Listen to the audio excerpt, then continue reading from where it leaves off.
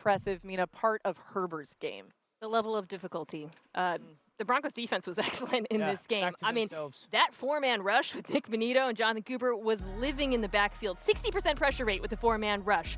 Every throw felt like it was into a tight window over the middle of the field. He was ripping digs with pass rushers in his face. Was not perfect because of the defense, but he made the plays when it counted. Just watching back, I mean, the touchdown throw is one of the most impressive throws I've seen from a quarterback last 2 seasons. It's up there. Justin Herbert's been excellent this year, but this game to me against this defense, which really rose to the occasion, I was just so impressed by his play under pressure and then the tight window throws he was making. So Herbert's really taken a step forward. I think 2 reasons why. One, Harbaugh's just unbelievable, ridiculous belief in him. Yeah. I do think that's the thing that made even Herbert think differently about himself. And then this skill group has really taken a step forward. Quentin Johnson was a cast-off like 2 years ago. You can't play. You can't catch. He's become a guy that like they put by themselves and they go, hey, let's give Quentin Johnston the chance. And his just willingness to continue to play, continue to fight for the football day by day, trying to get better. Ladd McConkey in the slot, good luck trying to cover him. When they put him in those bunch sets, it's almost like you can't. And then Keenan Allen just continues to be a guy. Everyone has always said for quarterbacks like the security blanket. I've always been like, that's like one of the corniest terms I've heard. It's like the guy when Justin's like, I need to play. Keenan Allen's there. Herbert's gone to a different level, but golly, that skill group is right beside him. That's so interesting because I do think this is an example of coaching just mattering a lot. I think Justin's like, oh, you think I'm that good? I must be that good. Yeah. And maybe I'm better than you think, seemingly. All right, the defense looked good too, though, RC. Yeah. What's Listen, Justin Herbert walks into stadiums with not only the belief in himself, but the belief from his team that he's the best offensive player in the world. I believe that Jesse Mentor and his defense feel the exact same way about Derwin James.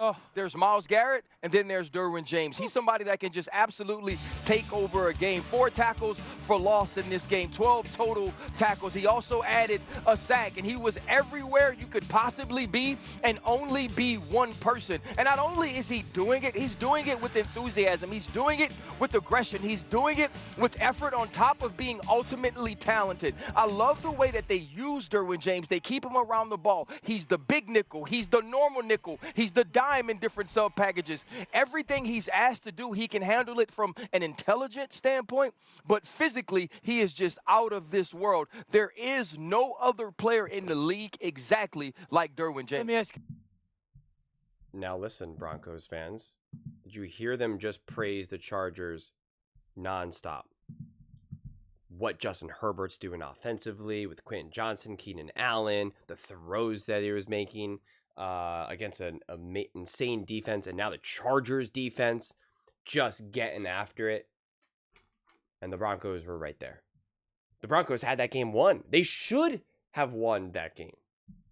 They should have won that game. No doubt about it. That's how good the Broncos are. Everyone's so low on the Broncos right now. And this is what I said, unfortunately, about losing to the Colts, who's also proving to be a pretty darn good team too. That it now doesn't leave the door open for a tough loss against the Chargers. On the road, 3rd game of the season, young quarterback, going up against at this point, a true veteran in Justin Herbert. Because other people are like, I heard the one take where they were like, Justin Herbert's clearly the better quarterback. You're just seeing 2 different levels of quarterback play. It's like, I should hope so. Justin Herbert's an awesome quarterback, and he's been in the NFL for years. This is Bo Nix's 2nd year. Like, what are we doing here? And you needed the heroics of Justin Herbert. I mean, the throws that Justin Herbert were making, that defense was awesome for the Broncos. Awesome. And some of the catches that were being made by Johnston and Keenan Allen were ridiculous. And so you needed the heroics of that Chargers team. And yet, the Broncos were still in this game, and they had 10 penalties. They had 10 penalties. The Chargers had 29 first downs. The Broncos had 9. The time of possession, the Chargers had the ball for 36 minutes. The Broncos, 24. Okay? The Chargers were 8 for 17 on 3rd down. The Chargers had 6 first downs. This is the biggest key point for me. 6 first downs from penalties. From defense alone. The Chargers the whole game had only 3 penalties. So the Broncos doubled the amount of penalties that the Chargers had for the entire game, and that was just penalties that gave them first downs. The Chargers ran 80 plays. The Broncos ran 48. And the score was 20-23, and they could have walked away with the win here. They could have had the win. And so now this is 2 games that they have lost. I chalk it up to they're losing those games. And that's what you need to figure out right now. That's what needs to be better. I mean, I think Bo Nix has been playing good. I don't think he's been amazing or great, but like you're talking about going up against an awesome defense. And the balls that he's missing here are just, it's by the fingertips. It's just ever so slight. And that's what I'm kind of just like, stop doing boom or bust right now. You know, like I understand Bo Nix throws a beautiful deep ball, but like let's just try to make things a little bit easier here. Don't constantly just go for just the dagger. And so I mean there was also the one touchdown pass that was just straight up dropped. I think by Mims. That would have mattered. I mean, yeah, there's a lot to like here. There's a lot to like here. The Dobbins touchdown from Bo, the 52-yard touchdown to close out the half from Sutton, 4th and 2.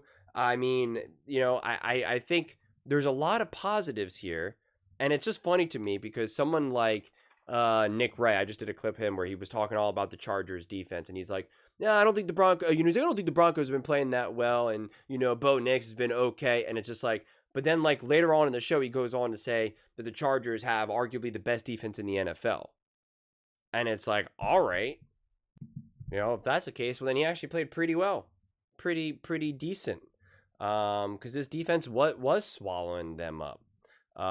It was forcing them in a lot of these difficult 3rd and longs. Now you're 3rd and longs against against a great defense. You're having a ton of these penalties. You're moving the chains and helping out the Chargers stay on the field. I mean, the fact that even this Broncos defense was able to be so good, considering they were just living on the field, is bodes well. The Broncos offense needs to get going. They need to be able to run the ball more easily. They need to set up Bo Nix for just, an easier passing attack. Everything just feels still so hyper and sped up. I want to see things slow down. I mean, I'd love to see more design runs with Bo Nix, get him settled, move the chains more.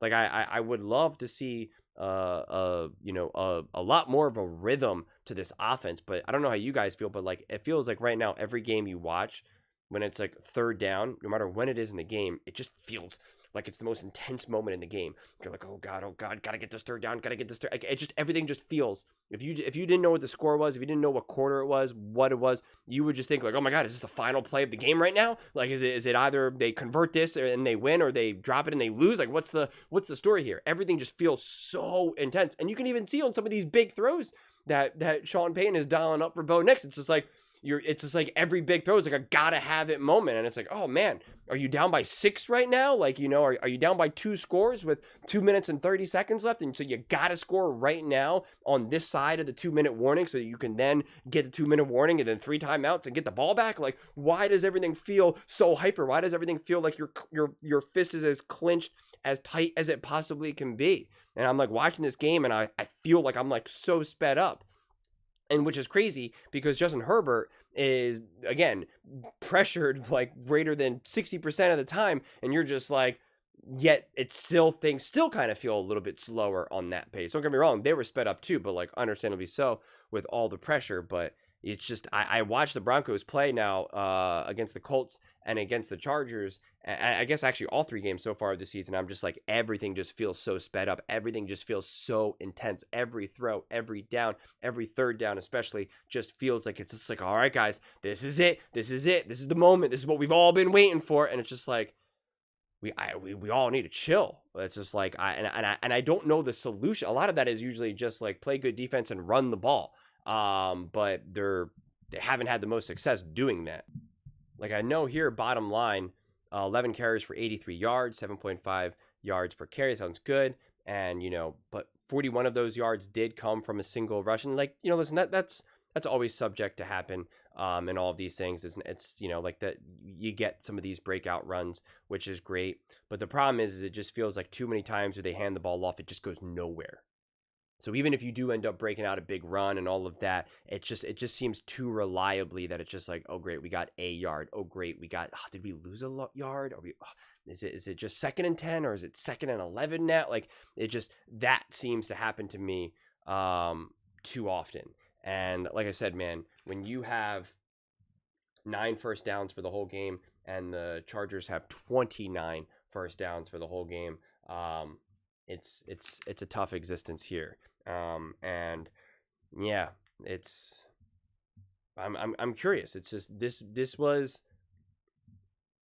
a tough one because the Broncos should be 2-1 right now. They could be 3-0. They could be 0-3. I mean, they could be every variation right now. But to be conservative about it, it's like, especially because of the 60-yard field goal and all that nonsense, like they should be 2-1. And a loss like this is like, it's a little tough. You want to be able to, execute a lot better, et cetera, et cetera. But a tough game on the road against a division rival, a quarterback who right now is playing awesome at the top of his game, and Justin Herbert, our quarterback, is just getting situated here. He's getting his, feet underneath him. It's just like I'm excited for what the future brings. But because you lose to the Colts, and now you lose this game to the Chargers, and the way you've been losing these games, it's just like doom and gloom.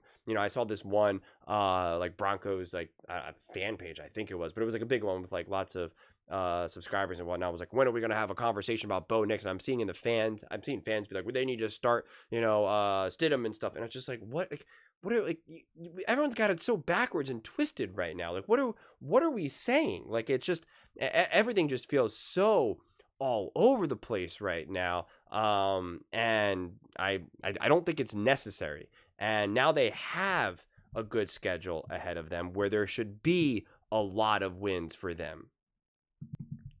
Eagles, obviously a tough game, but you're going up against the Bengals with a backup quarterback and a terrible defense. You're going up against the New York Giants. I don't care who the quarterback is. You're a better team.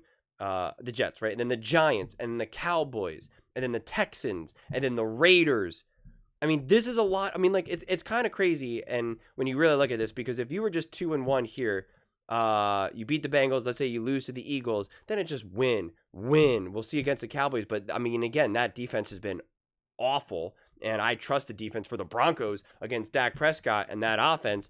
And the Texans have just been horrendous. The Raiders have been a mess. Like, it should just have been really the Eagles and I assume the full strength Chiefs by then. Like, there's wins here. There's a ton of wins here. The Jags. I mean, it's all there. So to blow some of these games, you're like, it's just you're right there. So it's not doom and gloom. You got some games to catch up on. The Bengals game, I mean, we just saw what the Minnesota Vikings did to them with their backup quarterback Carson Wentz. So it's just like, that should be a get-right game. Again, kind of tough because then you got to face the Eagles. But that'll be an interesting game. Definitely an interesting game. And you got the wins. But you don't want to see them just continue to beat bad teams and lose to good teams. And we see what it takes to beat good teams. You got to make the plays when they matter most. I keep saying that again and again and again. You got to make the plays when they matter most. It's what we saw the Chargers do. It's what we've seen the Eagles do. It's what we've seen the Chiefs do.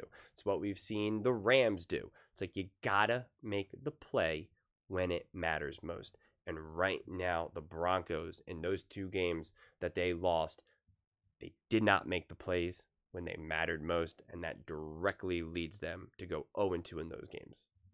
That's what it comes down to. Just make the play when it matters most, no matter what else has been happening in the first quarter, the second quarter, the third quarter, whatever. Make the play when it matters most. And they're just not doing it right now. So, but I still don't think it's doom and gloom or just like this avalanche of like, oh, this isn't good. Just listen to this whole rant about how amazing the Chargers are. And yet the Broncos held their own and should have won that game. I believe that. They should have won that game despite them not playing at least great on paper in terms of when you look at the numbers. I don't think that the box score is as representative to the game that I watched in terms of, you know, the production that I saw out of the Broncos, because I think the numbers make it look a lot worse, but just paints it does paint a pretty clear picture though. But those are just my thoughts. I'd absolutely love to hear yours. What do you guys all think about the Denver Broncos? How do you feel about this loss against the Chargers? Let me know in the comments below. I read every single comment, so whether you agree with me or disagree with me, either way, let's get in some discussions, let's get in some fights, but ultimately, let's just have some fun. And please do consider subscribing. We're building an amazing community here, and I absolutely love to see you part of it. I want to build something that we all genuinely feel connected to, something that we're really excited to be part of. I think we're well on our way to doing it. And please don't forget to give this video a thumbs up, as it really does help the visibility and the algorithm. Thank you so much. See you next time.